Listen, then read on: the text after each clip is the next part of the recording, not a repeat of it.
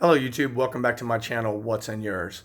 I just wanted to give you a quick update on how I obtained the most accurate speed and distance for my Nanrobot D5 Plus 2.0.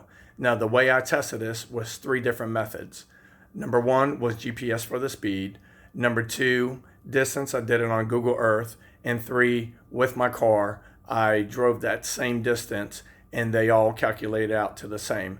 So I'm getting ready to show you in the throttle controller how to do those settings to get the most accurate GPS or your most accurate speed and distance for your Nanrobot D5 Plus 2.0. Okay, here we are on the throttle controller of the Nanrobot D5 Plus 2.0.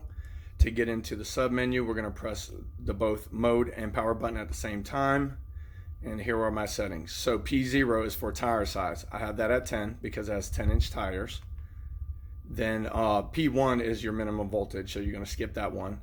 P2, I set the hall sensors to 18. Now I did a video before, and as you guys know that this scooter does not have hall sensors. It calculates your speed by basically what they call pulse width modulation, so that the speed basically corresponds to your voltage from the battery. And so P3 is 1. Now you cannot adjust this setting. It's a default setting no matter what you do. And so that's what's reading the speed for the Nanrobot D5 Plus. So I hope this helps out. And if you have any questions or whatever, just leave them down in the comments. Until next time, ride safe.